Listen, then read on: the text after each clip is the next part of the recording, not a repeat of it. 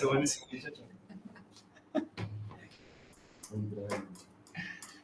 No se puede. Sí, yo voy a poner compartir pantalla el partido.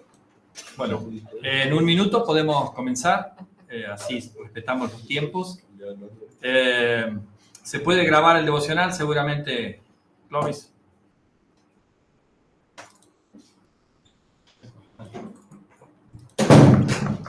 Ya está grabando. Bueno, bienvenidos entonces a esta tercera sesión de hoy. Vamos a tener un momento de reflexión. Vamos a comenzar entonces en el nombre del Padre, del Hijo y del Espíritu Santo. Amén.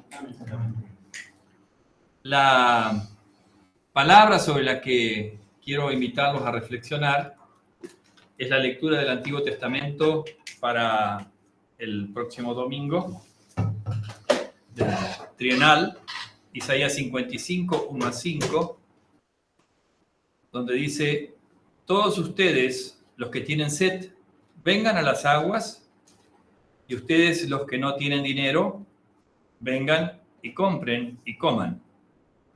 Vengan y compren vino y leche sin que tengan que pagar con dinero.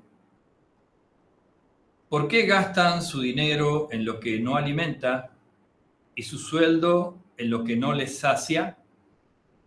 Escúchenme bien y coman lo que es bueno. Deleítense con la mejor comida. Inclinen su oído y vengan a mí, escuchen y vivirán. Yo haré con ustedes un pacto eterno, que es el de mi invariable misericordia por David.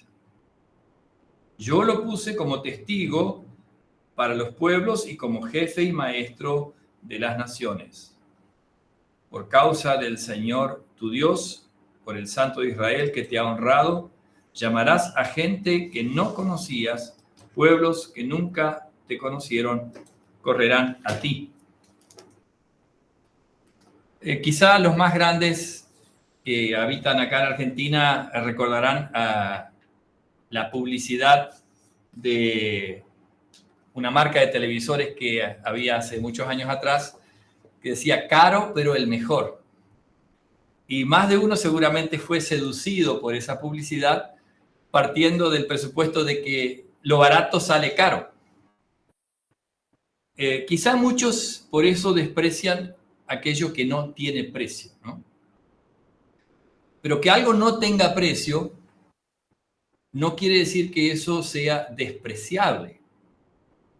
Hay cosas que se ofrecen gratis por la sencilla razón de que no son una baratija, ¿no?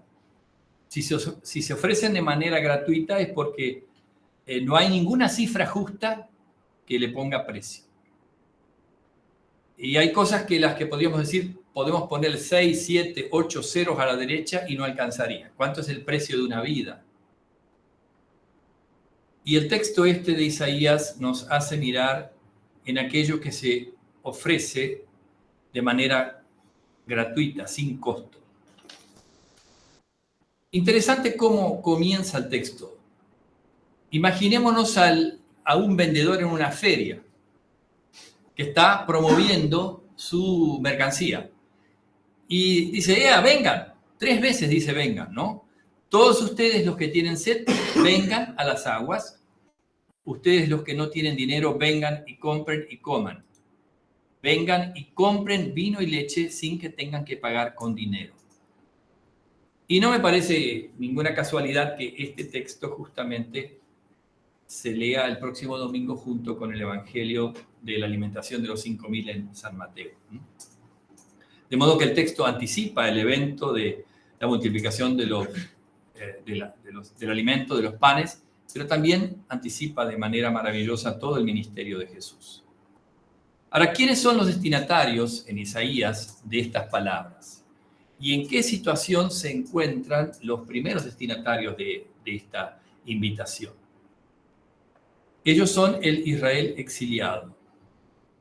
Y muchos de estos exiliados judíos fueron tentados por la oferta idolátrica que había en Babilonia.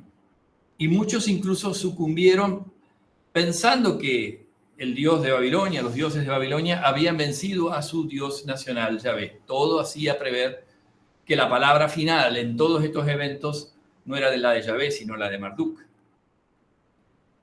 Pero ahora, delante de sus ojos, esta generación está viendo que el imperio babilónico se está derrumbando como un castillo de naipes, y quedaba claro que el señor de la historia no era Marduk, sino aquel que en Isaías 40, al comienzo del segundo libro de Isaías, de la segunda parte, dice: se seca la hierba, se marchita la flor, pero la palabra del Dios nuestro permanece para siempre. O sea, aquel cuya palabra permanece, este era el que reinaba. ¿Y qué había pasado con estos desterrados? Usando terminología de nuestro tiempo, podríamos decir que muchos de ellos se habían intoxicado con comida chatarra. Habían gastado todo lo que tenían, habían depositado su fe en dioses que no eran dioses, habían depositado su destino en dioses que tienen boca pero no hablan, tienen ojos pero no ven, tienen oídos pero no oyen. Dioses que, en pocas palabras, eran una verdadera estafa. Y esto es lo interesante.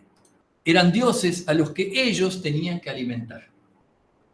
Los dioses paganos, la característica principal es que tenían que ser alimentados. El Enuma Elish, ¿qué nos cuenta? Que el ser humano fue creado por los dioses paganos porque ellos querían tener una vida como dioses. Por eso pusieron al hombre o crearon al hombre para que trabaje y los alimente. Pero ahora ellos, que habían apostado a estos dioses, ellos estaban sedientos, estaban hambrientos, estaban débiles, se sentían estafados. Y a estos, como solemos decir entre nosotros, que no tenían un peso partido por el medio, que habían gastado o estaban gastando en aquello que nos sacia, en lo que no alimenta, ahora el profeta, la palabra profética, los invita a pasar por la proveeduría divina a llenar su provista, ¿no? A conseguir su provista, a retirar sin costo lo que Dios tenía para ofrecerles. Y en vez de tener que alimentar ellos a Dios, ahora es Dios quien los va a alimentar. Y usa la figura del agua, agua a los sedientos, vino, leche. Sin duda alguna, Dios ofrece sus dones de salvación, dones que no tienen precio. Son gratis, pero no tienen precio, porque su costo es absolutamente infinito y no hay cifra de ceros que podamos poner a la derecha para ponerles valor. Israel había malgastado en aquello que no satisface, había dilapidado la plata, en algo que no alimenta. Y la pregunta, creo que corresponde aquí, es para nosotros: ¿en qué estamos gastando nuestra vida? ¿Con qué estamos tratando de satisfacer nuestra alma? ¿En qué o en quiénes estamos depositando finalmente nuestra esperanza? ¿En qué confiamos? ¿En nuestra posición, en nuestra trayectoria, en nuestra familia, en nuestra seguridad económica? En otras palabras, ¿cuáles son nuestros ídolos? ¿Cuál es nuestro Marduk hoy? ¿Es el dinero, la fama, el prestigio, el buen nombre? Oye la voz que te invita: vengan. Esa voz se repite: vengan. ¿Y qué dice? No solo de pan vivirá el hombre, sino de toda palabra que sale de la boca de Dios. Y esa palabra nos llega a nosotros como ondas sonoras al oído, como les está llegando ahora a ustedes. Esa palabra viene corriendo como agua que lava y que renueva.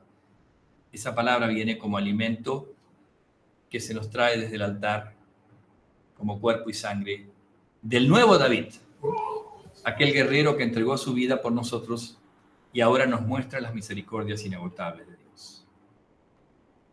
Hay esperanzas para ese Israel exiliado, frustrado, desencantado, estafado y condenado por la idolatría.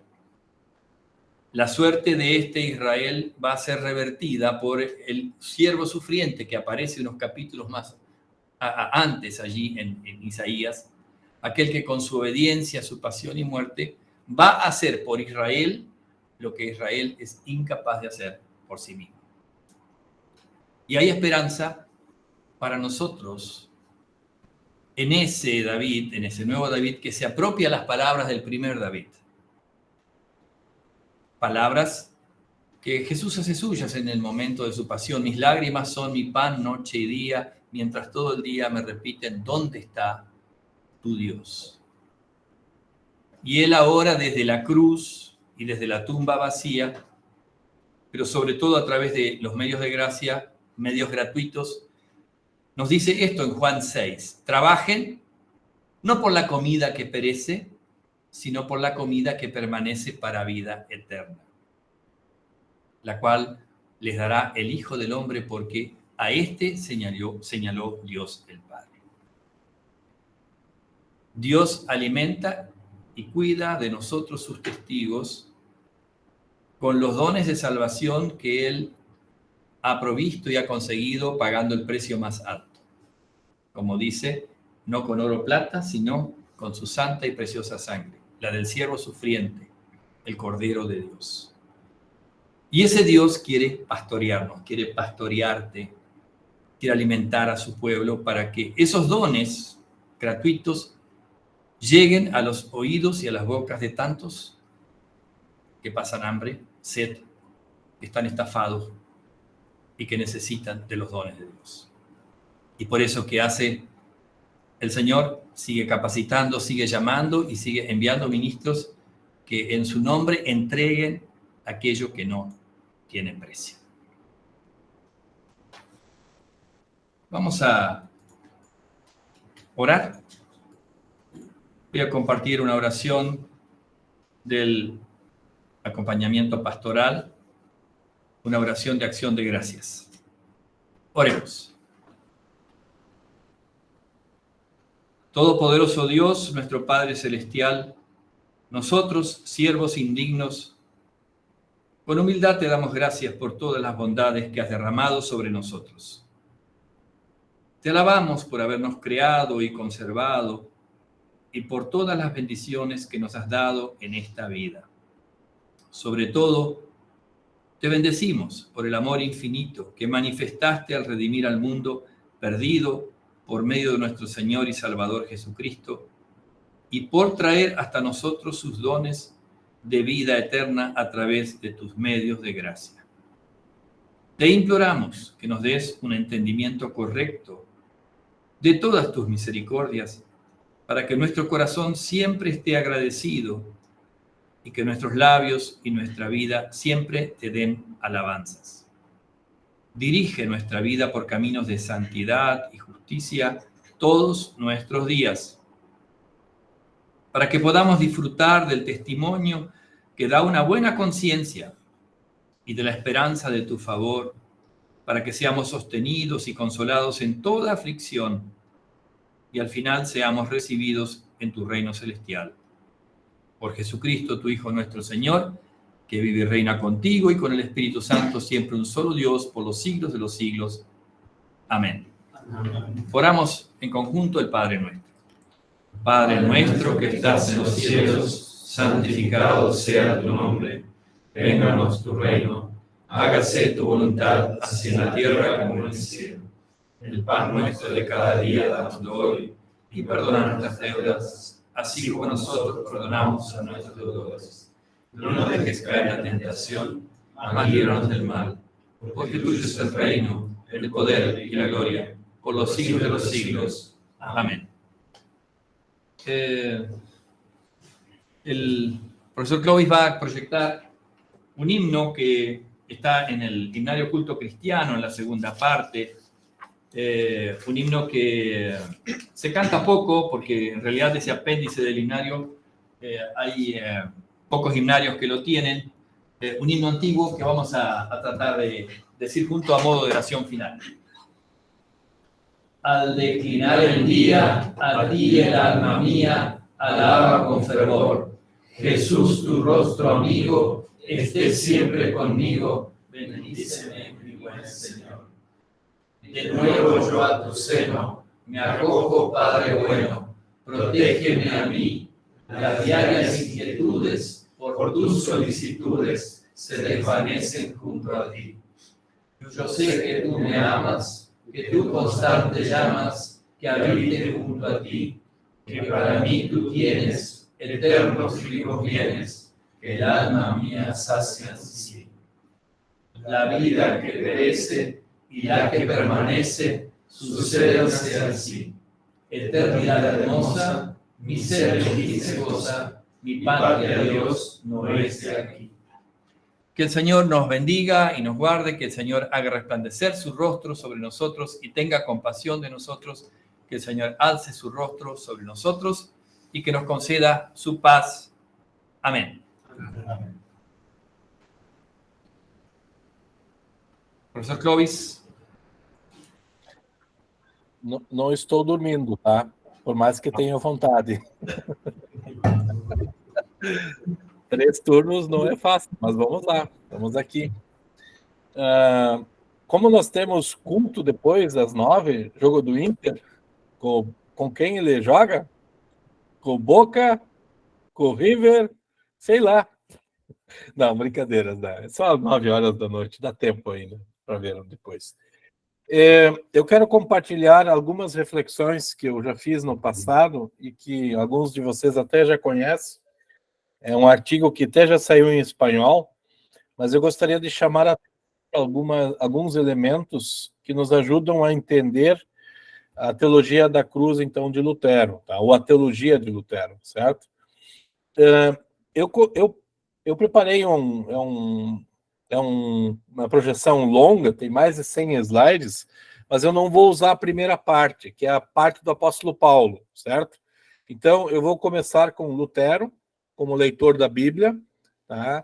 Vou retomar alguns assuntos que nós já vimos e outros eu vou ampliar aqui. Então, a primeira parte desses slides que está disponibilizado para vocês é River, tá? Ok. É uma distinção. Perfeito. Os caras aprenderam bem, hein? Tá certo. Obrigado, Sérgio. A primeira parte do estudo que eu fiz, eu estabeleci Paulo como leitor das Escrituras, tá? Não só leitor no sentido de pegar o texto e ler introspectivamente, tá? Mas leitor no sentido de aquele que tem as Escrituras como fundamento para a sua prática teológica, né? Aliás, uma das coisas, eu li um livro esses dias, agora, na semana passada, onde o autor mostra, acho que é um autor argentino até, ele mostra a história da leitura. E é coisa moderna a leitura para si. Pegar um texto e ler sozinho. Né? Na história da igreja, sempre se lia em voz alta. Lembram? Lembram daquele homem lá em Atos, lendo, e o diácono, né? Como é que é o nome do diácono agora? Eu esqueci o nome do diácono. Entendeu? Lá em Atos, capítulo 9, né? Nós temos a leitura em voz alta e a leitura sempre tem esse aspecto de anúncio. Tá? Então, Lutero também nos ajuda nesse sentido, né? A leitura bíblica. Então, esse é o assunto. Tá? Eu espero que em 1h15, mais ou menos, a gente consegue conversar sobre o assunto. Tá? Nós sabemos que Lutero tem doutorado em Bíblia. Okay? Isso é novidade para a época do século XVI. O que significa ter um doutorado em Bíblia? Significa ter as Escrituras como conteúdo para ensinar em sala de aula. Isso só é possível porque o texto bíblico começou a circular de novo, lá no início do século XVI. Tá? Então, Lutero, ele é um maestro, ele é um lecturer em Bíblia, ele é um predicador, ele é um tradutor e um revisor das Escrituras. Então, tudo isso faz com que o trabalho dele é um trabalho intenso ligado ao texto. Então, tudo que Lutero vai produzir precisa ser analisado e visto à luz do seu encontro e da confrontação com as Escrituras. Por isso eu falei hoje no final da tarde, se nós buscarmos em Lutero um modelo político, nós não vamos encontrar. Nós vamos encontrar, por exemplo, Lutero sugerindo que o rei, o imperador, o governante precisa ser como Davi. Claro que Davi não foi um bom gestor em alguns momentos, mas em alguns momentos ele foi uma ave rara, né? Lutero chama Davi de exemplo, então, para administrar. Para Lutero, Deus sempre fala, e ele fala como a viva voz do Evangelho. E isso, para Lutero, traz o reino de Cristo e, consequentemente, produz fé. Tá? Os termos aqui estão em latim. Eu sempre, numa época, eu gostava mais do latim, então eu usava bastante latim. Agora não uso tanto assim. Lutero, então, fez uso do púlpito e da cátedra. Nós não conseguimos distinguir muito o púlpito e a cátedra de Lutero. Quando a gente lê sermões ou exposições, as coisas se confundem, né? Por quê? Porque Lutero não escrevia o que ele falava.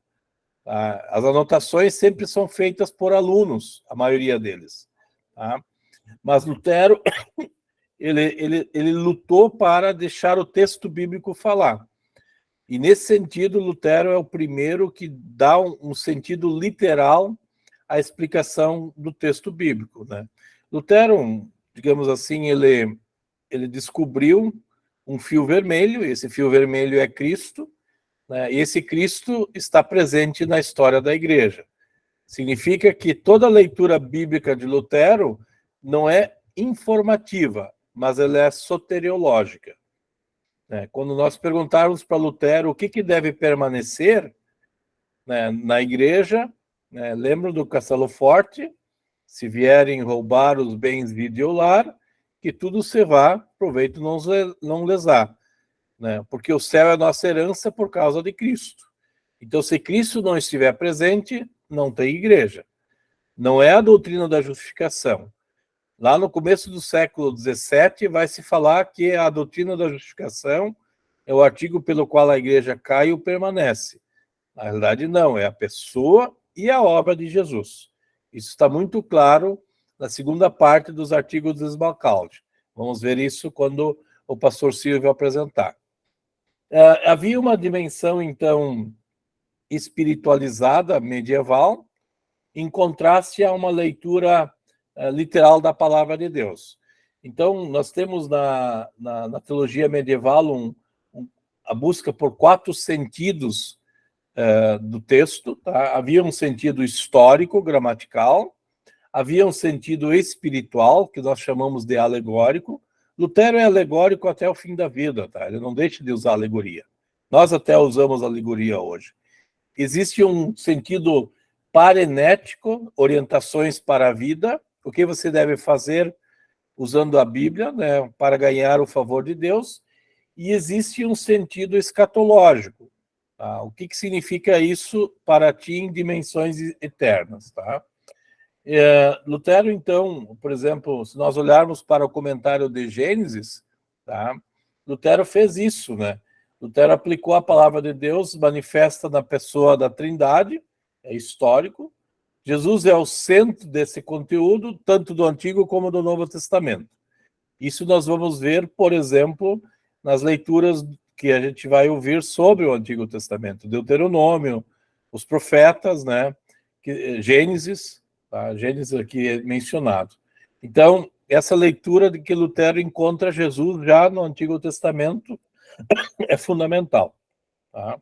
Em terceiro lugar, a própria Bíblia é sua própria intérprete. Agora nós estamos estabelecendo alguns princípios. Em quarto, a revelação necessita ser vista de fato histórico. Quinto, existe um querigma, existe um conteúdo presente no texto. E esse conteúdo não está velado, escondido, mas ele está pronunciado dos altos montes por Deus, que é seu próprio Filho Jesus Cristo. Então, essa função querigmática está presente. Lutero tem oponentes, tem inimigos com os quais ele discute. Tá? Quais são eles? Por mais que o humanismo ajudou Lutero, em alguns momentos o humanismo se tornou um programa separado do Evangelho, por exemplo. Nós vimos isso com Erasmo de Roterdã. Nós vamos ver isso na exposição do Diego, do serve-arbítrio. Erasmo foi um mau exegeta no livre-arbítrio, usou, então, as passagens bíblicas erroneamente, né, Diego? E o Lutero vai ter que clarificar hermeneuticamente. Então, por mais que o humanismo foi uma ferramenta valiosa, também se tornou um problema. É o que acontece, por exemplo, nós modernamente saímos do método histórico gramatical para um método histórico existencial, ou crítico, como vocês queiram, né? Se vocês quiserem usar esses termos, certo? O que é o método histórico crítico? Que a verdade bíblica ela é restrita a um contexto e nós precisamos aumentar um ponto ao conto, né? Literalmente é isso. Tá? Então, por exemplo, se nós aplicarmos o método histórico crítico ao ministério que alguns chamam de feminino, automaticamente nós vamos ter que autorizar pessoas homossexuais no ministério, que a lógica é a mesma, tá? Você tira palavras do contexto e aí você tem que aplicar a mesma regra usando a mesma ferramenta. Eu converso com amigos que defendem o ministério feminino e não defendem a homossexualidade, e aí eu pergunto como é que eles chegam à conclusão, às duas conclusões. Tá? Então, é um pouco dramático isso na hermenêutica. Lutero promove a Cristo. Né? Aí é uma frase muito batida em Lutero, Was Christum treibt. Quem conhece alemão sabe disso muito bem. Por quê? Porque Cristo é a clareza das Escrituras. Bom, eu não conheço Cristo a não ser nas Escrituras. Logo, né, eu preciso lê-las. Por isso elas têm que ser claras. Se eu não entendo por que Jó sofreu, mas eu entendo que Jó, no final do texto, diz que o Redentor dele vive. E nós lemos Jó sob essa perspectiva. Tá? Né? Um outro oponente que Lutero tinha era o sola scriptura medieval, uma interpretação bíblica definida por um grupo de pessoas, que é o magistério da igreja. Contra esses, Lutero, então, estabelece alguns princípios, né? Que o Papa tenha o poder de interpretar e ensinar a Escritura, né? Não é verdade.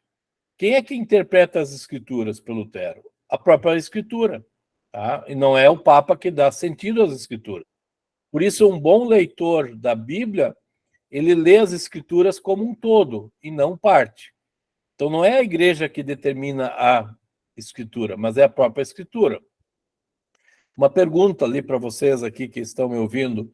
Como é que os luteranos conseguiram entender que a justificação pela fé estava presente no sacrifício de Cristo na cruz?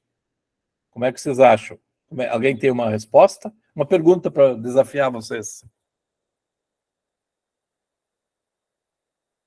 Ao que está ligado ao sacrifício de Cristo?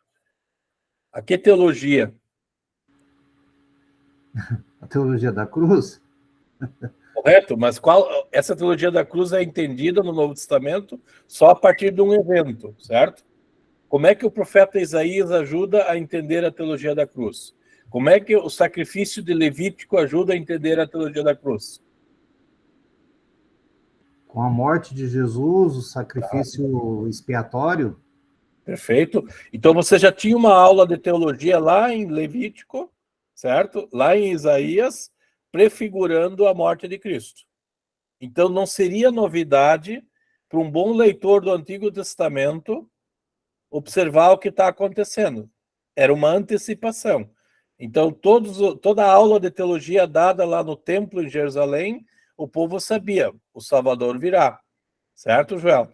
E isso, o apóstolo Paulo, no texto de ontem à noite, eu menciono, Israel matou Jesus sem saber que eles estavam matando aqueles que eles já conheciam. O povo de Israel, né? Os judeus. Tá? Silvio? O el propio Jesús es el que da esa aula o esa clase de interpretación bíblica a los discípulos en el camino de Maús. Isso é pós-evento, correto? Explicándoles que, porque ellos eran hasta ahí teólogos de la gloria, porque Perfecto. estaban enojados con los maestros de la ley o las autoridades de Israel que habían matado al Mesías. Y él no solo explica los del camino de Maús, sino en el mismo capítulo 24 vuelve a explicar lo mismo a los 12 cuando se les vuelve a aparecer, aparece una frase muy parecida, ¿no? Yendo por las escrituras, los salmos, explicando de que el Cristo debía padecer estas cosas. Correto, claro, e essa é uma aula de teologia privilegiada para alguns, né? Como todos conheciam, né? Lutero era muito crítico da chamada fides carbonara, não sei se vocês lembram do conceito. O que você crê? Eu creio aquilo que a igreja crê. Mas o que a igreja crê? Aquilo que eu creio. Não se crê em nada, certo? Mas Jesus, Silvio, como você mesmo aponta, dá o objeto da fé. Então, o objeto da fé é a obra dele em favor. Então, você foi preparado lá, é a aula de Abraão. Abraão achou que matando o seu filho estaria resolvido. Não foi, não aconteceu. Não é o filho de Abraão, Isaac, que vai salvar o mundo. E aí Deus tem que colocar o substituto no lugar. Isaías 55, que o Antônio fez a leitura há pouco, certo? E aí eu escrevi um artigo, eu até posso compartilhar depois, sobre Isaías 55, onde eu mostro que aquilo é sacramento. Isso está no lugar de alguém outro. A morte de Jesus está no nosso lugar. E o povo de Israel já sabia disso no Antigo Testamento. Então, toda a teologia sacramental que nós vamos ter, que nos mostra Deus assumindo o nosso lugar, está presente no Antigo Testamento. Por isso eu mencionei Levítico, mencionei Isaías, tá? E é interessante como Isaías 55, a multiplicação dos pães, que o Antônio mencionou, que é a leitura do Evangelho, não é Santa Ceia, tá? Mas essa linguagem sacramental de Isaías nos ajuda a entender o que é, né, o pão distribuído por Jesus. Tá? Nós não usamos a multiplicação dos pães, João 6, né? Acho que é João 6, né, Antônio? Que nós não usamos para dizer que ali tem a instituição da ceia. Nós temos outros textos, muito mais claros, mas a linguagem eucarística está ali, tá? Toda essa dimensão. Então, o Lutero foi um bom leitor, e como professor de Antigo Testamento, ele descobriu o conteúdo da fé. Então, não é uma fé cega, é uma fé que tem elementos muito claros para a sua expressão. Tá? Um outro tipo de inimigo que Lutero encontra são os entusiastas, né? que aumentaram um ponto à Escritura, que estabeleceram que aquilo que eles acreditavam era uma revelação da palavra de Deus. E ali nós temos uma influência muito forte do movimento de Erasmo e dos entusiastas, né? E aí Lutero disse, não é por ali.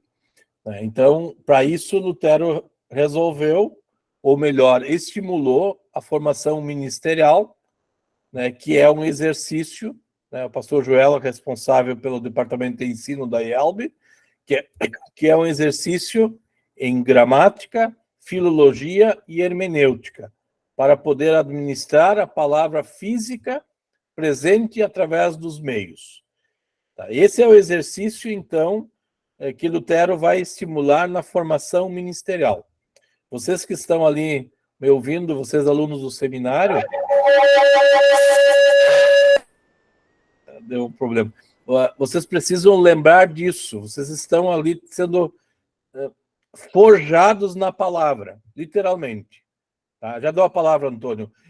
O forjados na palavra significa 15 anos, 20 anos. Ou quantos anos para poder falar a palavra? Nós não temos esse tempo todo, mas nós deveríamos ter esse tempo todo para fazê-lo.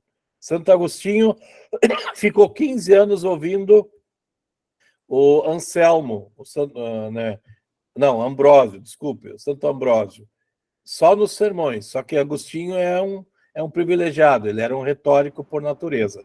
Tá? Antônio? Sí, Clovis, esto de la aproximación entusiasta a las escrituras, quizá acá hay alumnos nuevos que tal vez están recién entrando en contacto con este lenguaje. Nosotros estamos dando también un curso de interpretación bíblica. ¿Qué hace el entusiasta con el texto? finalmente qué es la corroboración de la acción de Dios o de la verdad, de lo que el texto provoca en él, ¿no? Como eso es la referencia de la verdad. El texto se torna verdadero en el momento en que provoca algo en él y esa experiencia es posiblemente lo que él considera lo valioso y no la palabra en sí, ¿no es cierto? Sino el efecto en la persona. No sé si querés ampliar un poquito porque me parece que es muy bueno para poder discernir, aunque quizás después de esto hablemos más adelante, porque este es un punto que por aí trae controversia também.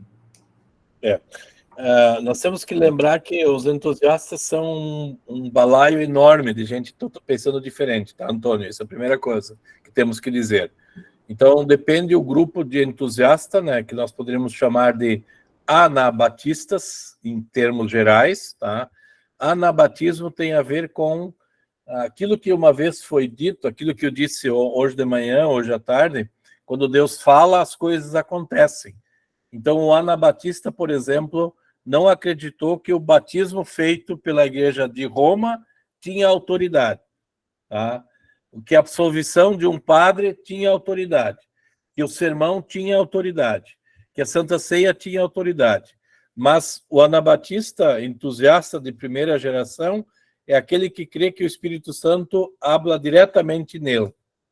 Nós vamos ter depois movimentos posteriores, e aí o pietismo é um deles, o puritanismo é outro, onde uma forte influência da experiência ou da espiritualidade como resposta que confirma a palavra.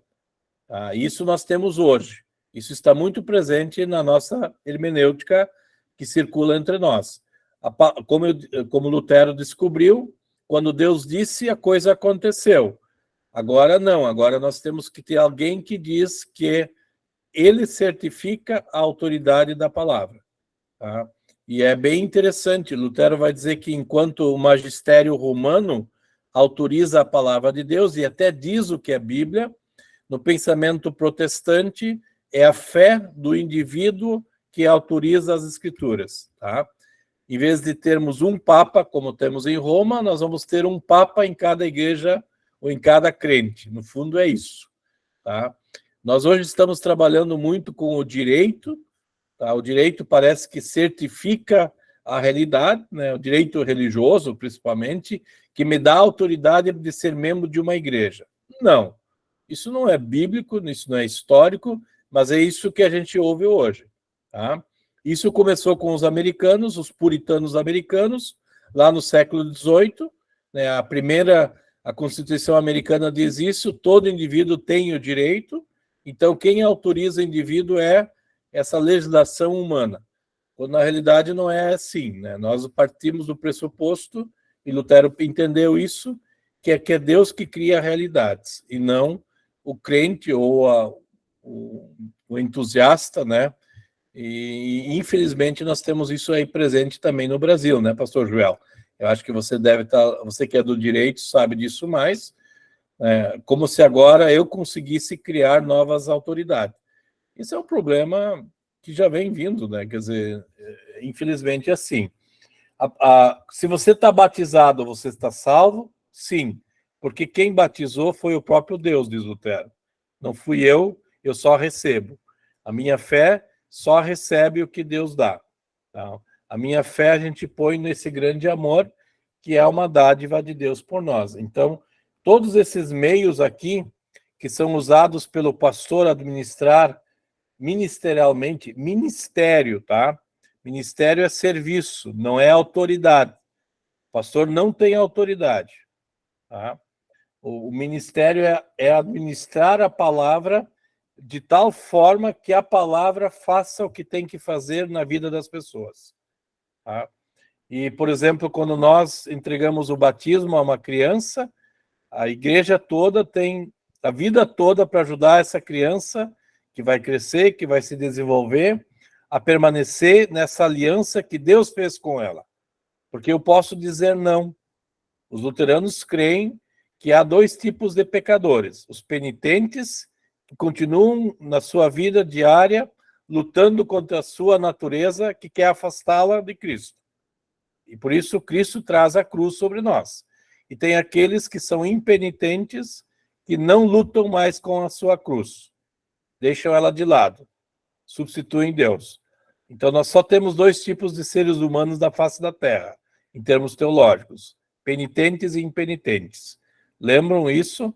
O Diego deve lembrar, é o chamado ofício das chaves, certo? Não é novidade, mas é isso que a gente trabalha. Então, quando a gente conversar com alguém, nós vamos ter o pecador penitente ou impenitente, e nós vamos ter que lidar com ele, certo? Alguém quer falar? Sim, isso mesmo, Diego. Você e eu vamos administrar o Stumpf, né? Eu estou pensando não no Winger, do Stumpf. Nós sempre vamos lidar com 2 tipos de pessoas: os que o Espírito Santo agiu, e o pressuposto é que o Espírito Santo esteja por trás, e aqueles que vão dizer não. Não temos como mudar a situação. Bom, uma segunda questão: qual é a natureza e a função da Escritura, então? Para que nós nos preocupamos? Por que nós investimos? É uma questão hermenêutica, diz Lutero. Eu coloquei hermenêutica aqui no sentido do quê? Primeiro, de estabelecer o que é a igreja e o que é fé. Isso não é feito pela igreja, isso é estabelecido pelas Escrituras. Antes, quando eu perguntei sobre o papel dos sacramentos, os sacramentos têm validade porque eles são cristológicos, não porque eles são eclesiásticos, né? Por isso, Lutero vai dizer que as Escrituras, eles forjam uma comunidade de ouvintes. Tá? Então, o maior órgão para Lutero é o ouvido, no sentido de perceber que Deus está falando. Enquanto Deus fala, deem graças a Deus porque eu posso ouvi-lo. O problema é quando Deus não fala mais. E aí eu estou perdido. Tá? Então, é melhor que Deus fale. Quando Deus fala, ele nos ama, mesmo que a palavra dele seja dura. Então, quando Israel não tem mais a quem ouvir, ele está sozinho, Deus o abandonou. Tá? E nesse sentido, a Escritura autoriza a voz do seu autor. Então, aquilo que a Escritura diz, ela faz. Tá? E aqui nós temos um princípio material e formal que a gente aprende na sistemática, né? Onde aquilo que está sendo dito está sendo executado. Tá? Então não tem outra forma de dizer a não ser isso. Tomam e comam, isto é meu corpo. Tomam e bebam, isto é meu sangue. Tá? Esse é o princípio da leitura das Escrituras. Lutero também descobriu que quem me diz quem eu sou são as Escrituras, de forma a perceber que eu sou uma criatura e não criador. Eu nunca posso fazer coisas. Quando Daniel, Sadraque, Mesaque e Abednego estavam na Babilônia, eles não foram magos que criaram coisas novas. Daniel, Sadraque, Mesaque e Abednego brincaram com as coisas que Deus tinha dado para eles, com os alimentos naturais. Os magos da Babilônia, os magos do Egito e talvez os magos que foram visitar Jesus lá no Novo Testamento eram pessoas que manipulavam magia, tá? Que eram literalmente puxa-sacos de reis. Tá? A gente não sabe qual era a intenção original dos magos que foram ver Jesus. A gente só sabe que eles saíram do encontro com Jesus dando graças a Deus, porque encontraram o Salvador. Tá? Mas os magos do Egito e os magos da Babilônia são pessoas que não brincam com o fato de serem criaturas. Eles querem ser criador. Lembram que os magos fizeram para Faraó? Imitaram Moisés. Moisés fez o que Deus pediu para fazer. E os magos imitaram o que Deus estava fazendo. Tá? Em lugar adequado da criatura, então, as Escrituras, diz Lutero, encontram o Criador e as criaturas. Tá? E nesse sentido, nós usamos a palavra de Deus como forma de meditação. Por isso, Lutero gostava dos Salmos e vai dizer que os Salmos são uma pequena Bíblia. Aliás, Lutero descobriu Jesus Cristo lendo os Salmos, não estudando Romanos. Tá? E é interessante, né? Tem trabalhos que apresentam Lutero expondo os Salmos em 1515, né, demonstrando claramente a cristologia lá. Tá? Nós hoje lemos tranquilamente, né, nós temos o Evangelho de João, mas quando a gente lê o Salmo 23, a gente faz a conexão cristológica. Aliás, as leituras bíblicas dos cultos nos ajudam para isso. Tá? A nossa ordem litúrgica, a nossa ordem de culto, ela é uma ordem que ecoa esse testemunho bíblico. Se nós conseguíssemos recuperar a presença das pessoas nos cultos, nós conseguiríamos de novo trazer um cerne das escrituras na vida das pessoas, né? Acho que os luteranos são os que ainda mais leem a Bíblia, né? Pelo menos eles leem 4 vezes ou 4 passagens no final de semana, os que vão no culto, né? E assim por diante. Bom, então essa é a dimensão existencial de um bom leitor. Por isso, quando a gente olha para algumas imagens, né? Essa diversidade que Lutero vai destacar. Você não encontra em Lutero uma briga entre batismo e Santa Ceia e sermão, tá? Você vê as coisas acontecendo tudo ao mesmo tempo. O pastor Silvio Donato vai falar isso nos artigos do Smalcaldi. Nós, infelizmente, pelo decurso da história, nós temos uma briga. Parece que em alguns momentos o sermão é mais importante, em outros momentos a Santa Ceia é mais importante, e assim por diante. Tá? Então, em Lutero, você não vê essa disparidade de que um é melhor do que o outro. Tá? Lembre-se que no pensamento medieval havia uma estrutura, né? Os 7 sacramentos criavam uma certa sequência da vida das pessoas. E em Lutero, não. Eles, na foto aqui, você vê eles sendo distribuídos, né, ao mesmo tempo, né? Claro, com seus usos distintos, certo? A inspiração das escrituras significa a autoridade, né? Dizer que a escritura é inspirada por Deus significa reconhecer quem é o autor, né, que deu esse texto para nós. E aí, de novo, Lutero percebe que esse autor, que lá em Gênesis vai falar que do momento em que vocês comerem da árvore do bem e do mal, vocês vão morrer, esse autor promete isso. Só que o mesmo autor que diz isso lá em Gênesis diz, né, ele diz lá no Novo Testamento que se tem uma árvore, depois do Novo Testamento, vocês vão ter vida através dele, que é o corpo e o sangue de Cristo. Tá? Por isso, Lutero tem um método de leitura bíblica, tá? Onde começa pela oração como um esboço de inspiração do Espírito Santo. A oração aqui não é parar para orar. A oração tem a ver com o texto. Tá? E aí nós temos que lembrar um pouco do catecismo. Alguém sabe onde é que está o Pai Nosso no catecismo? Onde é que ele aparece depois do quê? Alguém lembra? Não pode ser o pastor Joel. O pastor Joel já falou muito. Credo. Depois do 3º artigo do credo. Pastor Fernando não pode, foi meu aluno, isso não vale. Por que o Pai Nosso está depois do 3º artigo do credo? Alguém chuta? Diego, Stumpf. Y porque el espíritu es el que produce la fe y sin fe no se puede invocar a Dios. Olha o que está escrito aqui. La oração é o esboço de la inspiração do Espírito Santo. O Pai Nosso é um sumário das Escrituras. Ok? O Pai Nosso é Jesus ensina-nos a orar, lembra? E aí surge o Pai Nosso. E aí Lutero sabiamente percebeu de que é o Espírito Santo que coloca nas nossas bocas as palavras certas na nossa oração. E o Pai Nosso, então, se torna paradigmático e é a melhor parte do catecismo, tá? O catecismo maior é a melhor parte, é a explicação de Lutero ao Pai Nosso. Por quê? Porque é um grito de alguém que é filho e que conhece quem é o Pai, quem conhece o Filho e quem conhece o Espírito Santo. Então, é uma relação de criador e criatura. Por isso, o Pai Nosso está ali. Tá? E isso é interessante. Ali começa... Essa é a oração em Lutero. A oratio é isso aí. Tá? Então, ali começa, então, a minha existência como filho. Lembra que o Pai Nosso começa, né? Pai Nosso que estás nos céus. Deus quer nos atrair carinhosamente por essas palavras. Não são minhas palavras, são dele.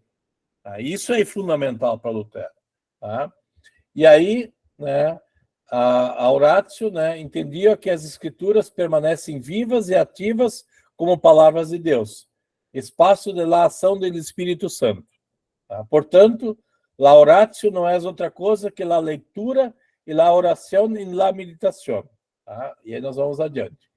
A Horácio envolve os ouvidos, compromete o coração e a mente que quer receber com fé a palavra de Deus. A palavra implantada em corações é confessada, proclamada e orada. Por isso, essa sequência, né, da primeira parte. Né? Como é que eu conheço Deus? Seu monge podia ir para um mosteiro e se identificar com Deus, cumprindo a primeira tábua. Agora, Lutero coloca isso da criatura com relação ao Criador. Então, os primeiros mandamentos ecoam isso. É uma relação de criador e criatura. Né? Então, o primeiro mandamento, que está em todos os mandamentos, ele ecoa nessa primeira parte. Depois da oração vem a meditação. A diferença do pensamento espiritualista, a meditação deve produzir-se com a palavra externa. Bom, eu quero então, né, e aí, por exemplo, o que significa as petições do Pai Nosso? Como Lutero as explica. Lutero as explica usando as escrituras. Tá? Quantos reinos tem no Pai Nosso? Aí a gente entende quantos reinos Deus tem. Muita gente vai dizer que Deus tem 2 reinos. Na verdade, Deus tem um reino, é um reino só. Venha o teu reino. Lembram? Então, nós não temos 2 reinos em Lutero. Toda vez que Lutero fala em 2 reinos, a maioria das vezes ele se refere ao reino de Deus contra o reino de Satanás. Aí são 2 reinos, sim, são distintos. Aí são paradoxais, não distintos. São paradoxais também. Eles se excluem, né? Mas o reino de Deus é um só. Então, dentro da explicação do Pai Nosso, que nós recebemos as palavras certas para orar, nós também entendemos o que a oração significa. Isso é meditação. Então, nós precisamos usar as escrituras para que a meditação seja apropriada de acordo com a vontade de Deus. A meditação tem que ver com as palavras de promessa e das necessidades do próximo. Né? Então, dentro dessa dimensão, né, a palavra se torna uma promessa, né? Isso é dado em favor de nós, né, porque é a favor de Deus como dádiva. Né? Então, quando lá em Gênesis 2:17, Adão e Eva receberam a notícia de que se eles comessem da árvore, eles iam morrer, agora do fruto da videira, no Novo Testamento, se tem vida, e vida em abundância. É a segunda árvore que substitui a primeira. Né? Lembram? Na primeira árvore, conduziria eles para fora do jardim. E o fruto da segunda árvore produz eles de volta. Posto que a oração e a meditação não se produzem em um vazio, Lutero acrescenta a tentação. Tá? O que é a tentação? E aí a teologia da cruz está começando a tomar forte. Tá? A tentação é espiritual porque alguém quer ocupar o lugar de Deus em nossa vida e nos conduzir de novo a Deus. Então, o melhor professor de teologia é Satanás. Porque Satanás diz o que Deus não é. Por isso ele é o pai da mentira. E toda vez que nós damos ouvidos para Satanás, nós descobrimos que não é Deus. Tá? E aí, de novo, né, usando as tentações de Jesus, Lutero vai dizer que nós usamos as escrituras contra as escrituras, ou melhor, Satanás usou as escrituras e as mesmas escrituras interpretadas cristologicamente, aqui entra a teologia da cruz, nós descobrimos a verdade. Tá? Nós podemos até citar Satanás. Satanás conhece as escrituras. No início dos artigos de Smalcalde, Lutero vai dizer que Roma confessa que Jesus Cristo é Salvador, mas não crê. É o caso de Satanás. Satanás confessa que Jesus é Filho de Deus, mas não crê. Tá? Então, isso é pouco emblemático, isso que Lutero diz nos artigos, ele riscou isso, tá? Na primeira edição ele disse, Roma confessa, mas não crê. Depois ele apagou isso, né? Porque seria muito forte para levar para o concílio. Tá? Mas Lutero foi dessa forma, né? Então, né, nós descobrimos Deus de novo no meio da tentação. Tá? Isso nos torna, então, um princípio do que é a sola escritura, se vocês quiserem. Sola escritura não é eu, como igreja, dizendo o que é Bíblia. Aliás, os luteranos são campeões em não dizer o que é Bíblia. Os luteranos são campeões em usar a Bíblia como fonte de fé e doutrina. Tá? Outros vão dizer o que é Bíblia, tipo um magistério católico. A Bíblia tem 73 livros. A Bíblia tem 66 livros. A Bíblia é para ser aberta. Tá? Então, quem dá autoridade para a Bíblia é a própria Bíblia no nosso pensamento. Não é a igreja. A igreja usa a Bíblia. Tá? Essa é uma diferença fundamental para entendermos a autoridade causativa das Escrituras, porque ela faz aquilo que ela diz. Tá? E isso faz com que a compreensão bíblica, daí aqui eu menciono o segundo artigo 2 da Artigos Malcaldi. Qual é o artigo stantis et cadentes, né? É a autoridade da pessoa, da cristologia e da soteriologia. Tá? Jesus, isso tem a ver com a comunicação dos atributos da natureza divina à humana, para que a obra de Deus seja feita em favor daqueles que transgrediram a lei. É isso que Lutero vai dizer, que Jesus Cristo, nosso Deus e Senhor, morreu por nossas transgressões e ressuscitou para a nossa justificação. Então você tem aqui, que mais tarde vai se vincular à justificação, só que no pensamento pré-calvinista, a justificação muitas vezes não tem uma compreensão da comunicação dos atributos como Lutero tem. Aí a justificação se torna algo muito mais individualizado, muito mais do crente, que é o pensamento de uma teologia baseada numa predestinação no indivíduo. Os luteranos não falam em pré-definição de Deus. Os luteranos falam numa escolha que Deus nos fez. Deus fez essa escolha em Cristo, né? E aí a forma de concórdia vai usar o termo eterna eleição.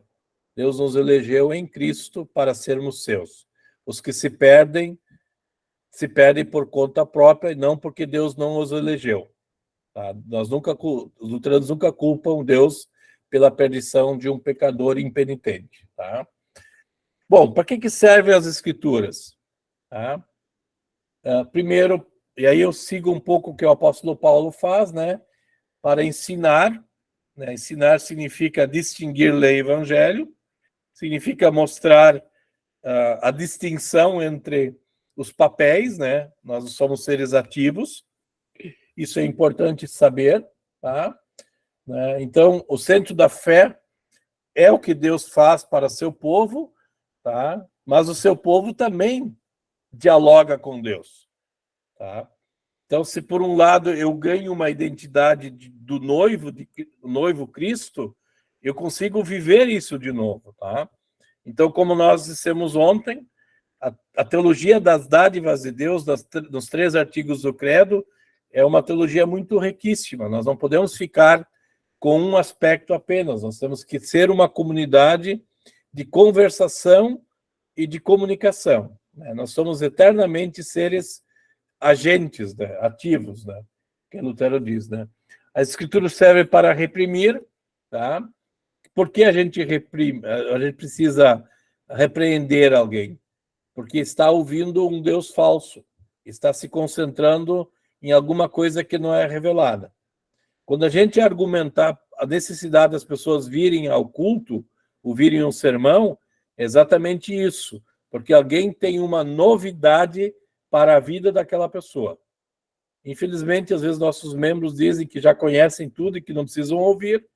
É sinal que a gente perdeu um pouquinho o sal e a luz para a vida das pessoas, tá? As pessoas não precisam da igreja, as pessoas precisam da palavra de Deus que é dita da igreja. É diferente. E nós, às vezes, dizemos as pessoas precisam da igreja. Não. A igreja sempre é fruto da palavra. A igreja não faz a palavra. Tá? A igreja sempre está dentro do terceiro artigo e do primeiro. Tá? Sempre é obra de Deus. Se nós conseguirmos voltar a essa ênfase, nós com certeza teremos ouvintes de novo. Tá? Então, o amor de Cristo expressado em sua morte sacrificial, em sua restauração, em sua ressurreição, restaura a vida, né, pondo ou colocando as Escrituras no seu lugar que lhe corresponde. Nossa revelação, né, como a gente treina os pastores e quer que os membros também percebam isso, é de que as Escrituras são essa autoridade. Tá? O ato da salvação de Deus é na cruz e da ressurreição, constituiu então o centro da compreensão de Lutero, de toda a história humana e da vida cotidiana do crente individual. Em outras palavras, aqui nós recuperamos a obra de Deus como um todo, ela não é só apenas um momento da história, ela não é só Sexta-feira Santa, mas ela é toda lá a obra de Deus em meu favor. Se nós formos tão inteligentes e conseguirmos, como Handel, colocar no Messias toda a história, né? É meio longo o Messias, mas está toda a história de Jesus lá. Tá?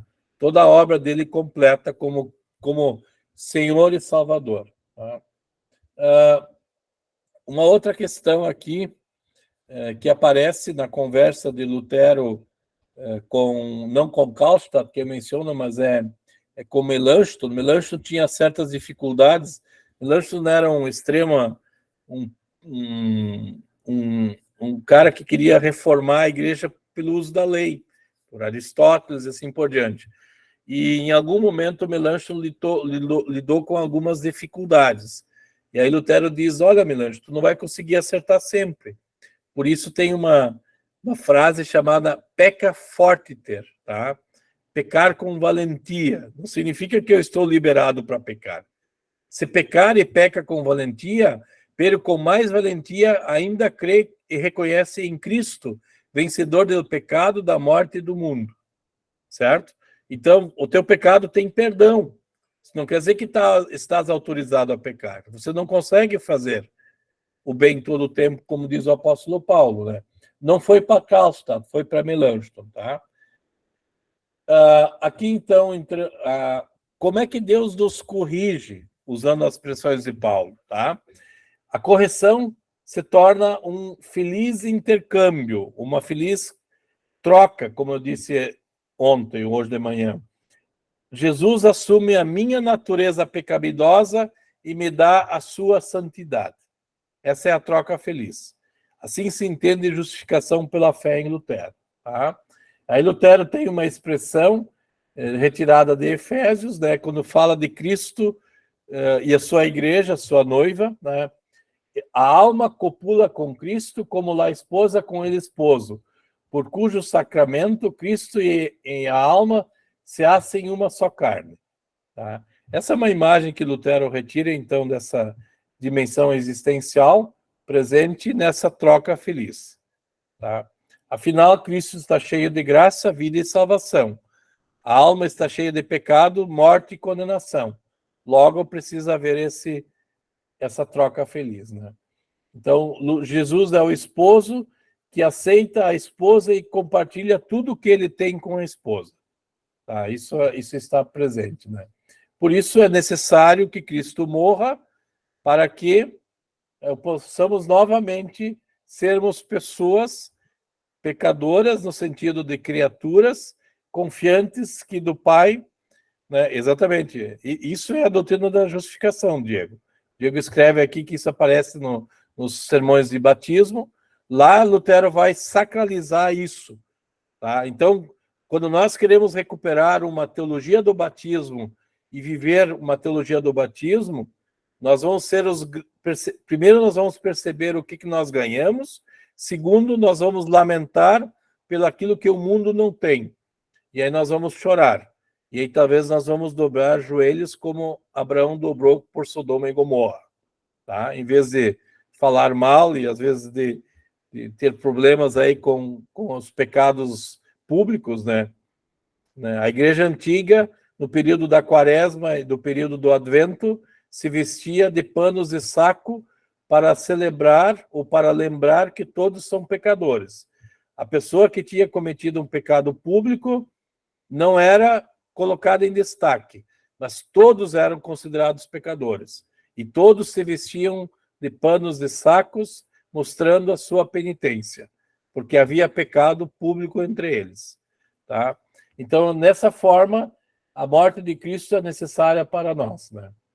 Tá. Que mais? Bom, Lucas Cranach foi importante para Lutero, no sentido de fazer as imagens, né? Nós temos, de novo aqui, vocês observem a reação de Lutero, como né, o Lutero, o Cranach, e aqui tem, eu não lembro agora quais são os discípulos que estão aqui, mas tanto Lutero como Lucas Cranach, o velho, estão na imagem. Para quê? Para receber os benefícios do crucificado. Em vez de olhar para ele como modelo, nós olhamos para ele aquele que nos dá a salvação. Tá? O que sai do o sangue de Jesus? O sangue de Jesus nos purifica de todo o pecado. Então, Lutero, né, como bom leitor das Escrituras, descobriu que a cruz de Cristo precisa ser vista como salvação, e não como objeto de veneração, e nem também de modelo. Tá? Educação na justiça, quarto elemento. A concepção bíblica de Lutero de um Deus generoso e incessantemente dadivoso contradiz fortemente com o que a gente muitas vezes quer fazer. E é difícil receber a justiça de Deus como um dom. Tá? E aqui nós temos que chamar a atenção, né? Nós distinguimos na doutrina, na teologia da cruz, a justiça nossa e a justiça de Deus. A justiça de Deus nós não recebemos no dia a dia no nosso trabalho. A justiça de Deus nós só recebemos nos momentos que Deus a dá. Por isso a teologia sacramental. Por isso a igreja existe, para distribuir a presença sacramental de Jesus. Nós só vamos encontrar, né, o evangelho como dádiva na igreja. Nós não vamos encontrá-lo no supermercado, nem na farmácia. Por isso nós precisamos da igreja. Tá? Se a igreja fizer coisas diferentes, a tendência das pessoas não precisar mais do remédio. Esse remédio que nos traz a verdadeira justiça. Tá? Então, só na igreja, né, quando nós tomamos e comemos o corpo de novo de Cristo, nós voltamos à primeira criação. Só ao tomar e comer o corpo e o sangue de Cristo pode nos trazer de volta a ameaça de lei de Gênesis 2. E agora não mais em termos de lei, mas em termos de dádiva, em termos de evangelho. Tá? Se nós não percebermos isso, né, e a Nietzsche tem razão, né, se nós não percebermos, nós transformaremos este mundo num mundo cheio de mil deserto, mudo e frio. Quando a gente olha para os pecados que o mundo está cometendo, muito semelhantes aos pecados que o apóstolo Paulo encontrou quando circulou pelo contexto romano e grego, os pecados contra os 10 mandamentos, nós talvez estejamos vivendo num deserto, num mundo de mil deserto, mudo e frio. Certo? Não sei se vocês me entenderam. Por quê? Porque alguém não está mais anunciando.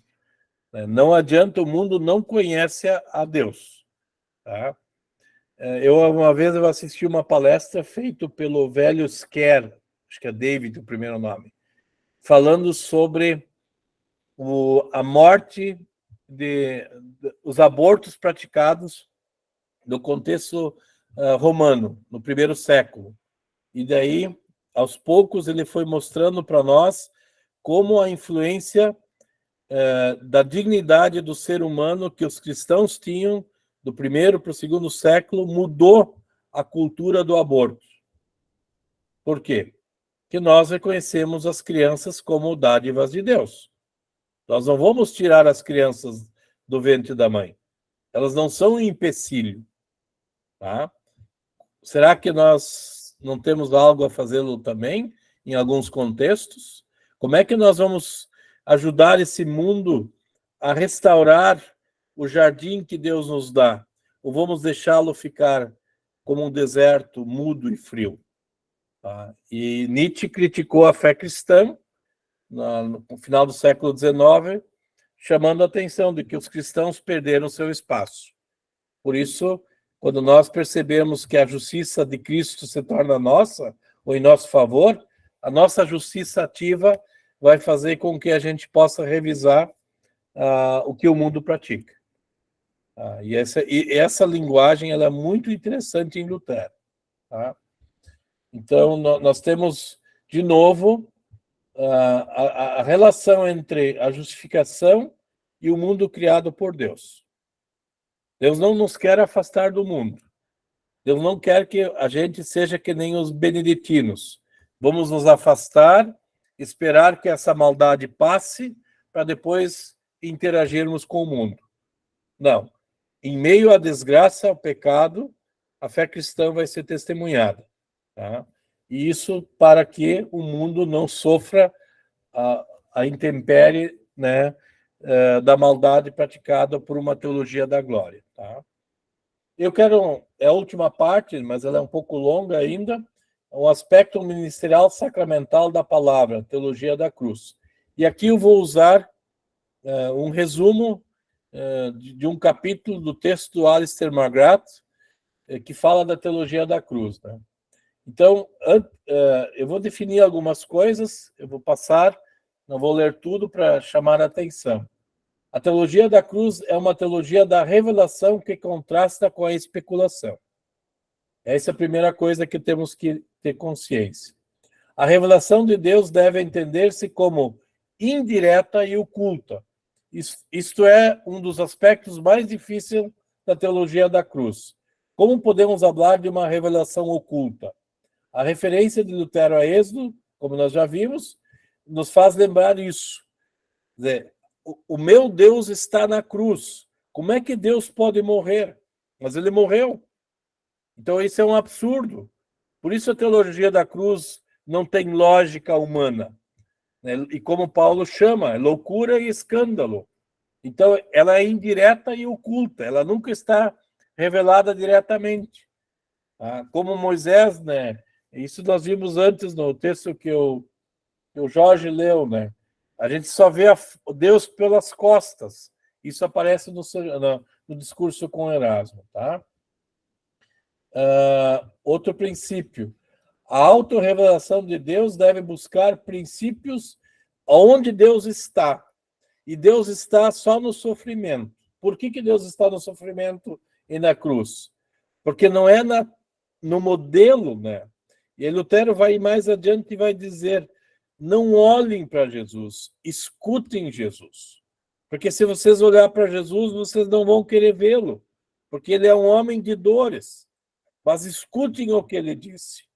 Então, quando lá no final de Mateus 28 diz: ensinai-os a guardar todas as coisas que ele ensinou, Lutero captou que nós devemos dar ouvidos ao que Jesus está dizendo, e não ao que Jesus está fazendo. Claro que Lutero está criticando o quê? A ideia de imitar Jesus. Eu vou sofrer como Jesus sofreu, para ver se eu ganho o céu. Não é isso. Então, esse discurso não pode acontecer. Isso nós lemos antes, né? Com o Roger também. O conhecimento de Deus oculto em sua revelação é uma questão de fé. Bom, o que é fé? Fé não é algo que eu não conheço e não sei. Fé é algo que eu experimento. Por isso, nós temos dois termos. As costas de Deus revelam Deus. Tá? E aqui nós lembramos, o Sérgio vai entrar para nós nas perguntas de Filipe a Jesus. Filipe pergunta para Jesus: mostre-nos o Pai. Aí Jesus responde: se vocês me conhecem, vocês conhecem o Pai. Certo? E isso é a teologia, a comunicação dos atributos das naturezas de Cristo, certo? Porque qual é o genus? Essa é uma pergunta agora mais complicada, né? Qual é o genus que identifica o pai e o filho? Ou identifica o filho com o pai? Alguém sabe? Um pouco de sistemática. José, quem sabe o senhor lembra? Depois eu te dou a palavra, Diego. Alguém sabe o que é próprio da natureza divina e humana? Ninguém lembra, né? Alguém lembra dos gêneros da pessoa de Jesus Cristo? Os gêneros majestático? Qual é o gênero majestático?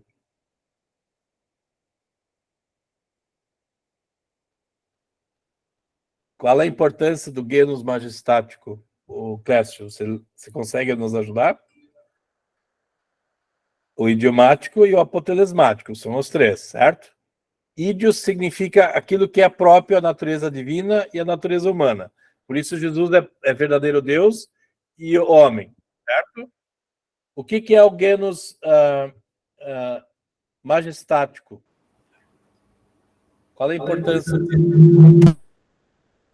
Fala, Cássio.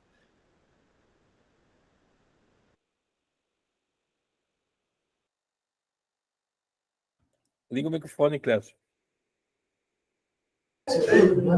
Sí, hay un problema ahí con el micrófono a veces. Sí, el geno majestático es aquel en que, si me recuerdo bien ahora, es aquel en que el hijo tiene, en su naturaleza humana, recibe las propiedades de Dios y por eso también puede estar en todos los lugares, puede estar presente en la Santa Cena de manera real. No solo com sua natureza divina, sino que também com sua natureza humana. Assim que... Perfeito. Então, você tem o idiomático, que é próprio de cada natureza. Isso é comunicado às duas naturezas na encarnação, né, do Deus-homem, majestaticamente, para quê? Para se tornar nosso Salvador. E aí nós temos as três naturezas de Cristo, que são importantes, né? Então, quando Jesus diz que quem conhece a ele, conhece o Pai, nós estamos tratando do ídios, do próprio, né? Jesus também é Deus, ou Deus, Jesus é verdadeiro Deus e verdadeiro homem, tá? Então, esse conhecimento de Deus oculto na natureza humana é fundamental, né?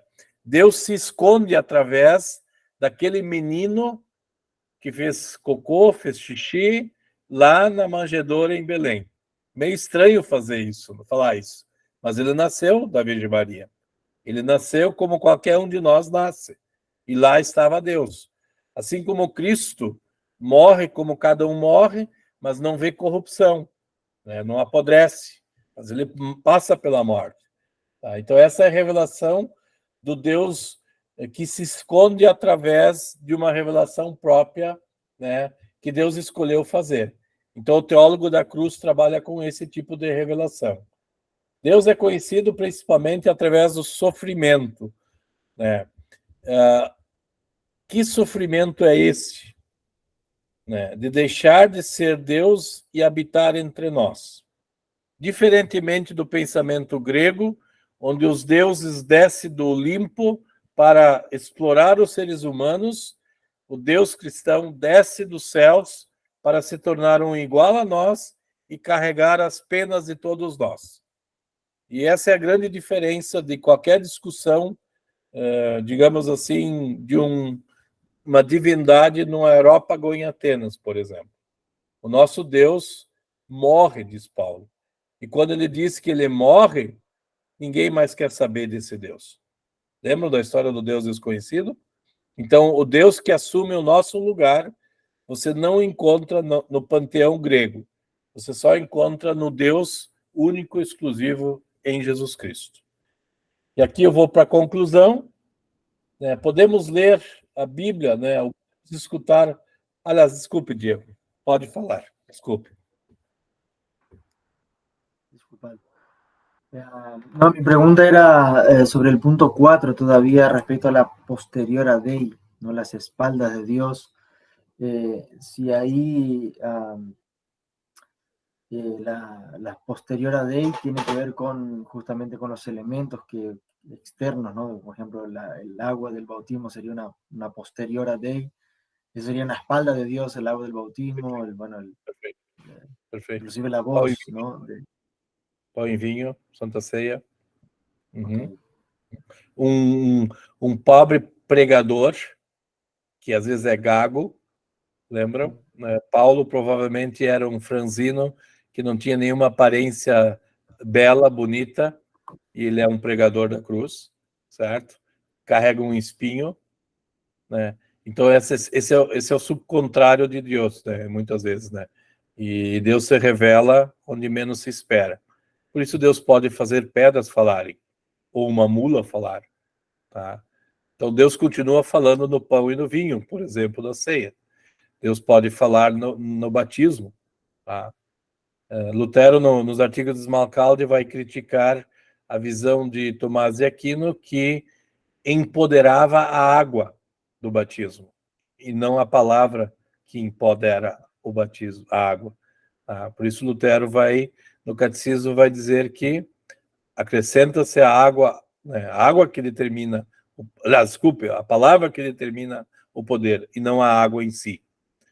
Tá? Nós vamos respeitar, aliás, isso é uma bela discussão aqui no Brasil, no nosso seminário, o uso apropriado dos elementos, certo? O respeito pelos elementos. Aqui na IELB está discutindo o que fazer com os elementos não consumidos na ceia, por exemplo. Eu sou da opinião de que nós não deveríamos consagrar muitos, vamos tentar usar o máximo que der. Não precisamos ser retilíneos e consumir tudo, né? Vamos fazer uma coisa com ordem e decência. Lutero morre tentando resolver esse impasse. Tinha um não comungante, era um coroinha que ajudava na distribuição da ceia, e ele consumiu os elementos depois da distribuição da ceia. A pergunta que fizeram, ele recebeu ou não a Santa Ceia? Melanchthon disse não, porque ele não participou da ceia, ele comeu depois. E Lutero disse sim, porque estava consagrado. E aí, ali Lutero morre em 46, na sua cidade natal, tentando resolver esse impasse de pastores, né? Melanchthon vai dizer, não, você recebe o pão e o vinho, aí come, ali você tem a Santa Ceia. Lutero vai dizer, não, no momento em que você consagra, os elementos precisam ser consumidos. E aí um não comungante não poderia participar. Essa é a visão, né? Esse é o problema que surge. E isso vai gerar problemas depois, que vai levar até a fórmula de concórdia, né? Os teólogos vão brigar entre si, né, os luteranos e os filipistas, os gnésios luteranos e os filipistas, e vão ter dificuldades. Eu defendo um uso apropriado. Se eu pudesse saber quantos vêm na ceia e consagrar os elementos suficientes, eu tenho esse elemento, isso tranquilo, tá? Se virão 20, consagra 20 hóstias. Se vocês usam o copinho individual, consagrem 20 copinhos. Não precisamos fazer mais. Isso nos faz com cuidado e atenção, né? Porque Lutero queria preservar a palavra, né? A palavra sobre os elementos, tá? Elas autorizam, essa era a preocupação. Tanto é que Lutero, no início da vida e no fim da vida, se derramar vinho consagrado, quer dizer, o sangue de Cristo, né, no vinho, né, Lutero vai lamber. Ele fez isso 2 vezes, pelo menos. E né, a pergunta é quantos elementos nós temos na Santa Ceia luterana? Alguém sabe?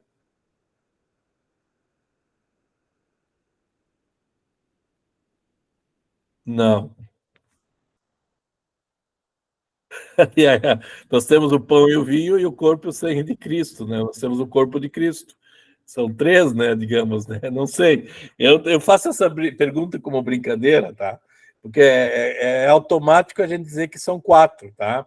Pão, vinho, corpo e sangue. Lutero não usa bem essa linguagem. Isso é mais Melanchthon, né? Em, com e sob, Isso é Melanchthon, isso inclusive está na Fórmula de Concórdia. Tá? Eles mantêm isso, mas na realidade nós temos uma linguagem sacramental. Quem está presente no pão e no vinho é o corpo de Cristo. E nós não podemos distribuir apenas a hóstia como corpo. Nós temos que distribuir o pão e o vinho, certo? Essa era a luta de Lutero. Você quer o Cristo inteiro, distribua o pão e o vinho. É melhor não fazer as contas, tá? Porque vai dar confusão. Tá? Não usem. Nós luteranos temos 4, mas os calvinistas também têm 4. Tá? Mas Jesus não está presente. E aí? Tá? Nós precisamos de um Deus presente. Né? Então, só para chamar a atenção um pouquinho nesse sentido aqui. Bom, a pergunta é, podemos olhar para... aqui a conclusão é Lutero e Paulo, né? Ler e escutar as Escrituras com Paulo e Lutero desafia nós outros ao enfoque das Escrituras, obrigando-nos a distanciar-nos dos métodos fundamentalistas e liberais de interpretação das Escrituras. Tá? Então, eu quero concluir dizendo que a teologia da cruz é a teologia de um Deus ativo, presente, nos meios que ele usa para estar presente. Então, é essa a leitura que eu gostaria de deixar. O que nós vamos perceber nas exposições dos textos que virão a partir de amanhã é exatamente isso. Nas várias exposições de Lutero, Lutero vai mostrar para as pessoas que Deus está do seu lado. Tá? E esse é o consolo e o conforto que vocês e eu vamos ter como bons leitores das Escrituras. Nós lemos porque o autor está presente. O autor das Escrituras é o próprio Deus. E é nesse sentido que a gente é um teólogo da cruz, porque testemunha que aquilo que Deus disse, ele de fato faz, ou ele está lá como autor e consumador dessas palavras. Né? Então é isso que eu gostaria de dizer nesta noite. Eu espero que tenha sido um pouco mais leve do que foi durante o dia. Tá? O assunto foi um pouco mais leve, né? Não foi tão difícil, tá? Espero. E acho que a gente já construiu alguns elementos importantes da chamada teologia da palavra de Deus, que a gente está chamando de teologia da cruz, né? Que na verdade é da palavra, né? Do Deus que se revela e se mostra para nós. Antônio, é tua palavra.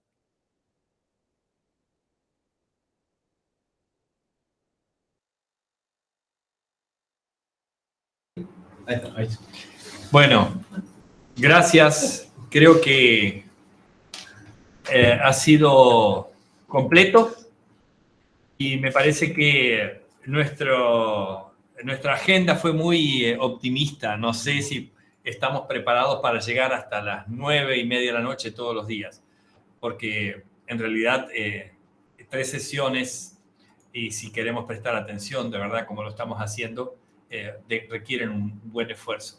Pero creo que ha valido la pena. Desde ya estamos muy contentos, Clovis, con todo lo que estás trayendo, muy profundo. Tenemos muchos materiales allí también. Estaba mirando que este material, parte de lo que nos compartiste recién, fue publicado en la revista de Silvio Donat, ¿eh? Así que ese material ya estuvo aquí. Aquellos que quieran, después se contactan con el pastor Silvio. Él ha estado editando y generando una revista muy linda con bastantes buenos materiales donde algunos de nosotros hemos colaborado. Así que, bueno, algo de este material algunos conocíamos, pero realmente muy, muy bueno y muy apropiado.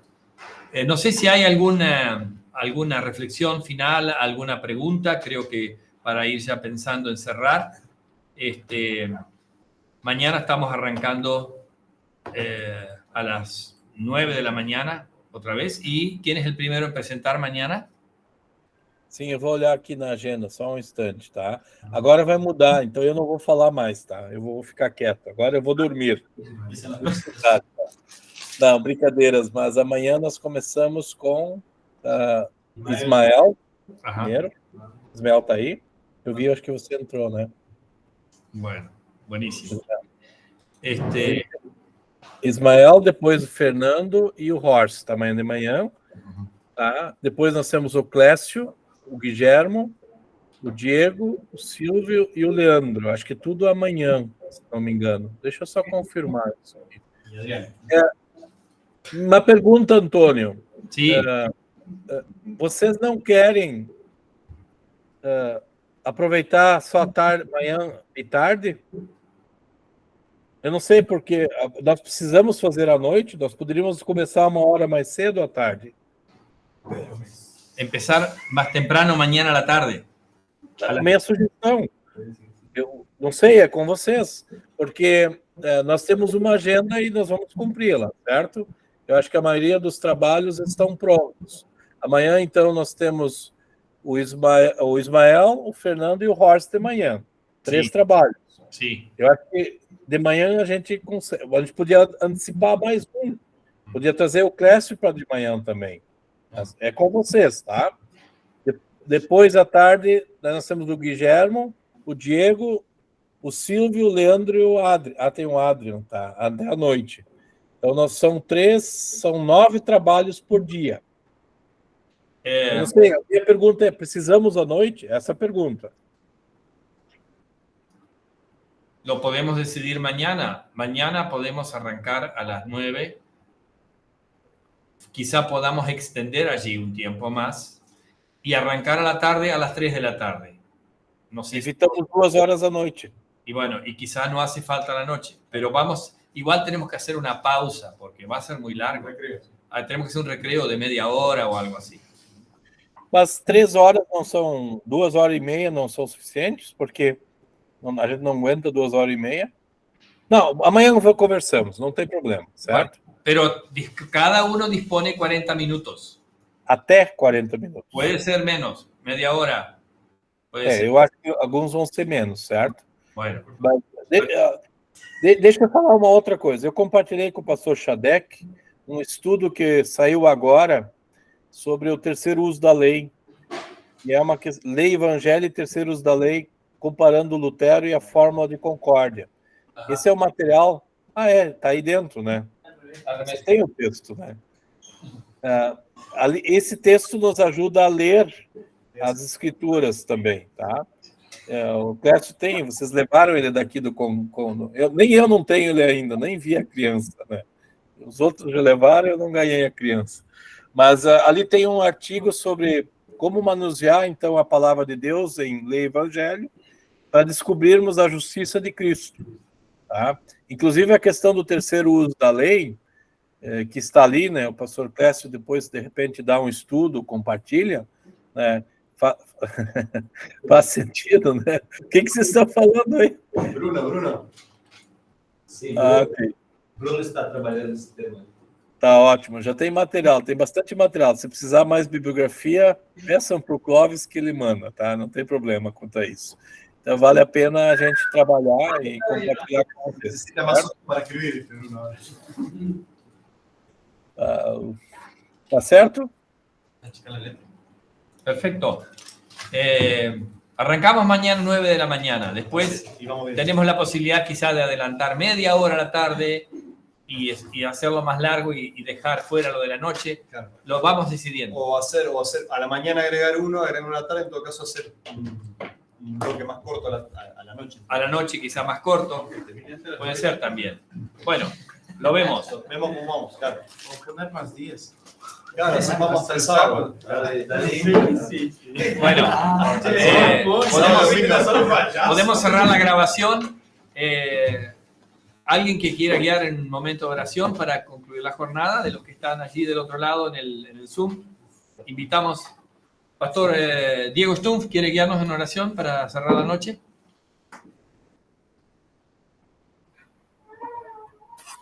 Bien, hagamos. Te damos gracias, Padre Celestial, por medio de Jesucristo, tu amado Hijo, porque nos has cuidado y guiado con tu gracia en este día. Pedimos también que perdones nuestros pecados y donde hemos hecho mal.